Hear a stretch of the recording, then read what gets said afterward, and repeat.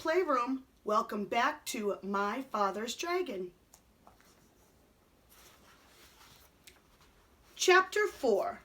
My Father Finds the River. The jungle began just beyond a narrow strip of beach. Thick, dark, damp, scary jungle. My father hardly knew where to go, so he crawled under a wahoo bush to think, and ate tangerines. The first thing to do, he decided, was to find the river, because the dragon was tied somewhere along its bank. Then he thought, if the river flows into the ocean, I ought to be able to find it quite easily if I just walk along the beach far enough. So my father walked until the sun rose, and he was quite far from the ocean rocks. It was dangerous to stay near them because they might be guarded in the daytime. He found a clump of tall grass and sat down. Then he took off his rubber boots and ate 3 more tangerines. He could have eaten 12, but he hadn't seen any tangerines on this island, and he could not risk running out of something to eat. My father slept all that day and only woke up late in the afternoon when he heard a funny little voice saying, "Queer, queer, what a dear little duck. Dear, what a queer little rock." My father saw a tiny paw rubbing itself on his knapsack. He lay very still, and the mouse, for it was a mouse, hurried away muttering to itself, "I must smell somebody. I must tell somebody." My father waited a few minutes and then started down the beach because it was almost dark now, and he was afraid the mouse really would tell somebody. He walked all night, and 2 scary things happened. First, he just had to sneeze, so he did, and somebody close by said, "Is that you, monkey?"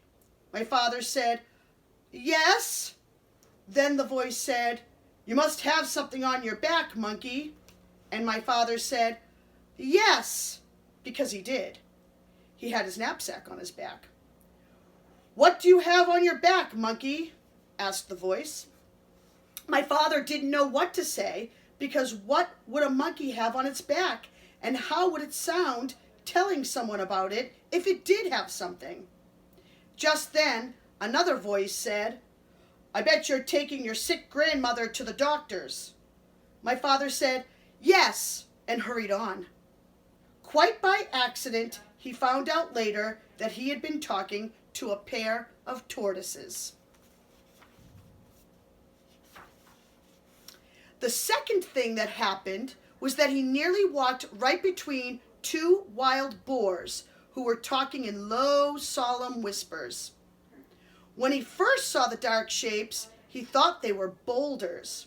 Just in time, he heard one of them say, "There are 3 signs of a recent invasion. First, fresh tangerine peels were found under the wahoo bush near the ocean rocks. Second, a mouse reported an extraordinary rock some distance from the ocean rocks, which upon further investigation simply wasn't there. However, more fresh tangerine peels were found in the same spot, which is the 3rd sign of invasion.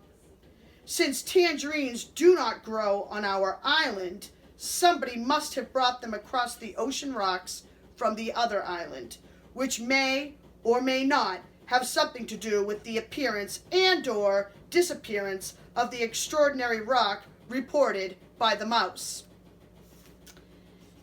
After a long silence, the other boar said, "You know, I think we're taking all this too seriously. Those peels probably floated over here all by themselves. And you know how unreliable mice are. Besides, if there had been an invasion, I would have seen it." "Perhaps you're right," said the first boar. "Shall we retire?"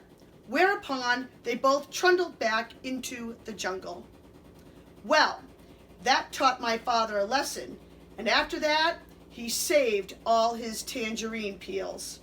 He walked all night, and toward morning came to the river. Then his troubles really began. Oh boy, that's the end of chapter 4. See you tomorrow.